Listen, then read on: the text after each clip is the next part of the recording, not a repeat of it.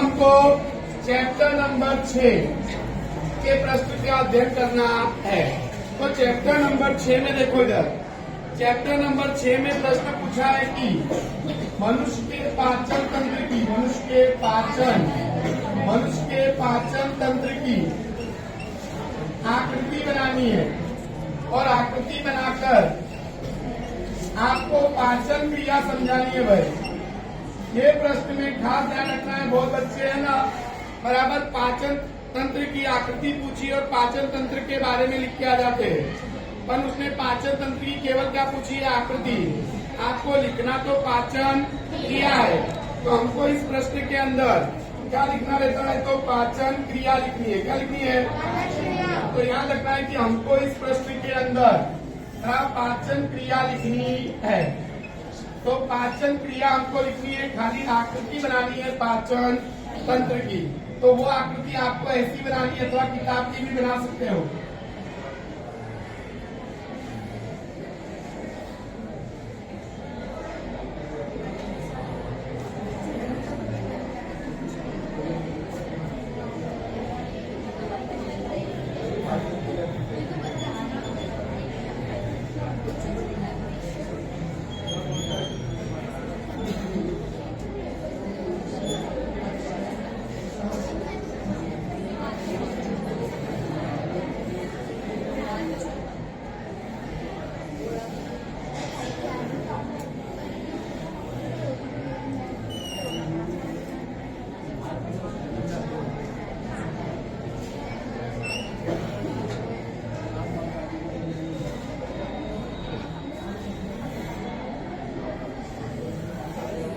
ऐसी आकृति आप बना सकते हो, और आपको अगर दूसरी भी बनानी है तो बना सकते हो। ऐसा जरूरी नहीं कि किताब की आकृति ना बनाए हम।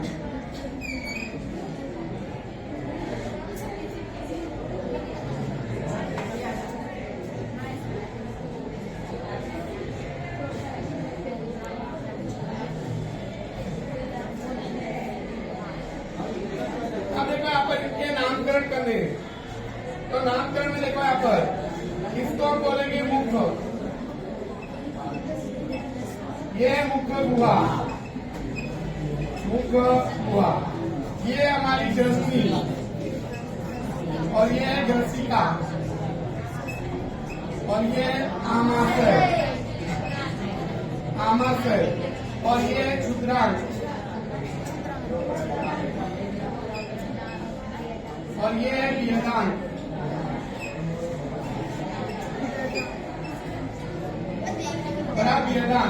और ये गुदा, और ये गुदा द्वार, और यहाँ पर ये है यकृत, और ये अग्न्याशय, ये यकृत और ये अग्न्याशय। अब देखो ये पाचन तंत्र की आकृति है, लेकिन हमको लिखना है पाचन क्रिया।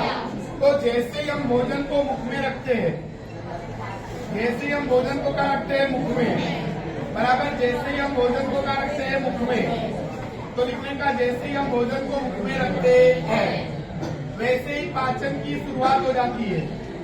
पाचन की शुरुआत हो जाती है, जैसे ही भोजन को मुख में रखते हैं वैसे ही पाचन की क्या हो जाती है, शुरुआत। तो आपको लिखने का कि जैसे हम भोजन को क्या रखते हैं, मुख में, जैसे हम भोजन को मुख में रखते हैं वैसे ही पाचन की शुरुआत हो जाती है। पाचन की शुरुआत हो जाती है, तो जैसे भोजन को मुख में रखते हैं वैसे ही पाचन की क्या होती है, शुरुआत। अब मुख में क्या होता है कि बराबर जो लार ग्रंथि है, वो लार ग्रंथि में से लार रस आता है, और ये लार रस भोजन को कोमल और चिकना बना देता है, कोमल और चिकना बनाता है। अब लार रस में क्या होता है कि एमाइलेज नामक उत्सेचक होता है, एमाइलेज नामक उत्सेचक होता है, जो स्टार्च का पाचन बराबर माल्टोज में करता है, जो स्टार्च का पाचन माल्टोज में करता है। तो इस प्रकार से भोजन का बराबर मुख में जो है पाचन होता है, उस पाचन में स्टार्च का पाचन किसमें होता है, माल्टोज में। तो आपको लिखने का कि जैसे ही हम भोजन को क्या रखते हैं मुख में, वैसे ही लार ग्रंथि में से लार रस आता है और वो लार रस भोजन को कोमल और चिकना बनाता है। लार रस में क्या होता है, एमाइलेज उत्सेचक जो स्टार्च का पाचन माल्टोज में करता है। अब क्या होता है कि बराबर मुख में से भोजन ग्रसनी और ग्रसिका से होता हुआ कहाँ पर आता है, आमाशय में। कहाँ पर, आमाशय में जाता है। अब आमाशय में जब भोजन जाता है तो आमाशय के अंदर क्या होता है कि भोजन के अंदर क्या मिलता है, जठर रस मिलता है। अभी जठर रस के अंदर, इस जठर रस के अंदर बराबर क्या होता है, तनु एसियल होता है, जो क्या करता है कि बराबर आमाशय में अम्लीय माध्यम बनाता है। और पेप्सिन नामक क्या होता है, उत्सेचक। पेप्सिन नामक क्या होता है, और वो पेप्सिन नामक उत्सेचक प्रोटीन का पाचन करता है। प्रोटीन का क्या करता है, पाचन करता है। और श्लेष नामक चिकना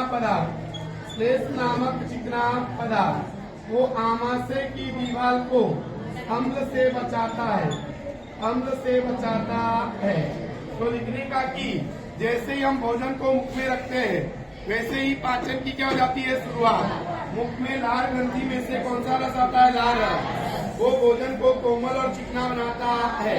लार रस में एमाइलेज नामक क्या होता है, उत्सेचक जो स्टार्च का पाचन माल्टोज में करता। फिर भोजन ग्रसनी ग्रसिका से कहाँ पर आ जाता है, आमाशय में।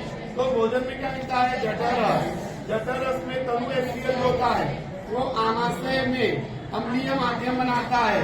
पेप्सिन नामक उत्सेचक प्रोटीन का पाचन करता है और श्लेष नामक चिकना पदार्थ आमाशय की दीवार को अम्ल से बचाता है। अब क्या होता है कि जो भोजन है वो आमाशय से जाता है क्षुद्रांत्र में, यानी छोटी आंत में। अब छोटी आंत में जब जाता है तो भोजन के अंदर 3 रस मिलते हैं। एक यकृत में से आने वाला पित्त रस, ये पित्त रस का काम है, जो आमाशय में से अम्लीय भोजन आया है, उस अम्लीय भोजन को वो क्षारीय बनाता है। अम्लीय भोजन को क्षारीय बनाता है और चर्बी के यानी वसा के बड़े गोलक को छोटे गोलक में बदल देता है और इसको बोलते हैं इमल्सीकरण। क्या बोलते हैं इसको, इमल्सीकरण। तो लिखने का कि भोजन बराबर जब भोजन आमाशय से कहा आया क्षुद्रांत में, तो भोजन के अंदर यकृत में से आने वाला कौन सा रस मिला, पित्त रस।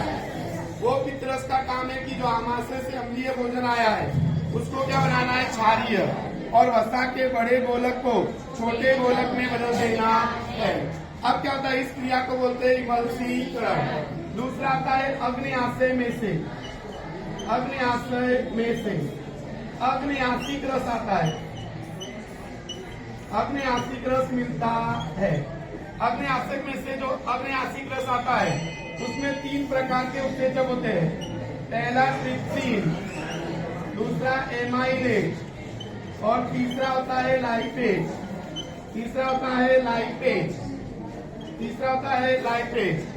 अब ट्रिप्सिन जो है वो प्रोटीन का पाचन करता है, एमाइलेज स्टार्च का पाचन करता है, लाइपेज वसा यानी चर्बी का पाचन करता है।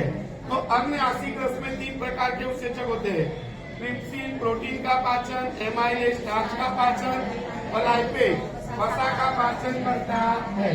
अब आता है हमारा तीसरा रस है आंत्रस। आंत्रस में विविध प्रकार के यानी अनेक प्रकार के क्या होते हैं, उत्सेचक। और ये उत्सेचक कार्बोहाइड्रेट का ग्लूकोज में पाचन करते हैं।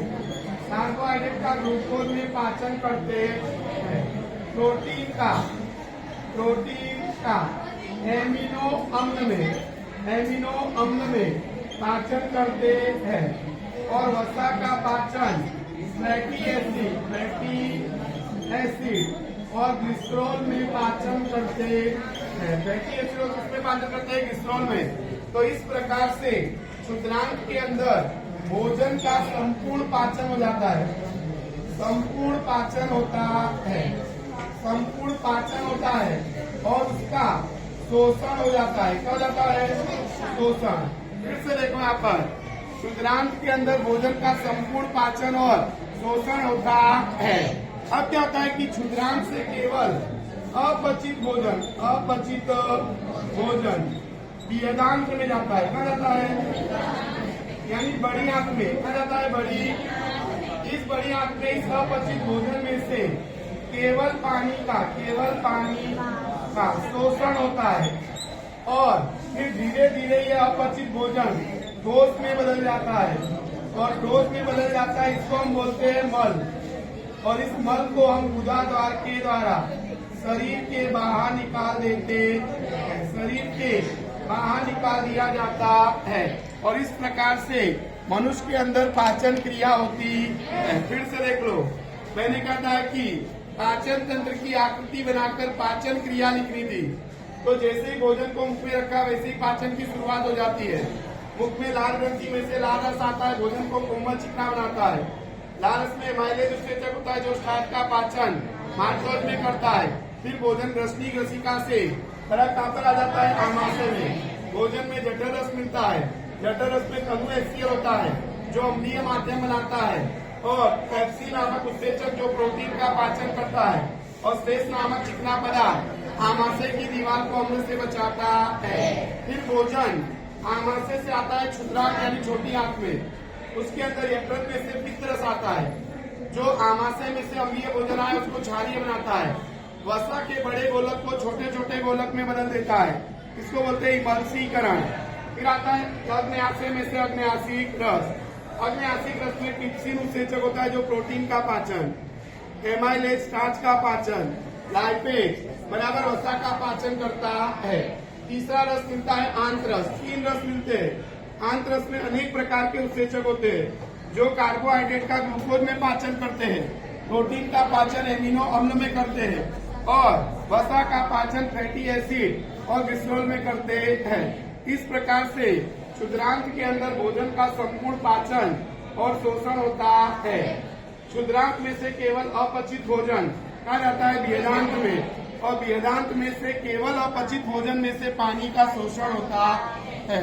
तो धीरे धीरे अपचित भोजन बराबर क्या होता है कि ठोस में बदल जाता है। किसमें बदल जाता है? ठोस में। और उसको बोलते हैं मल और उस मल को हम गुदा द्वार के द्वारा शरीर के बाहर निकाल देते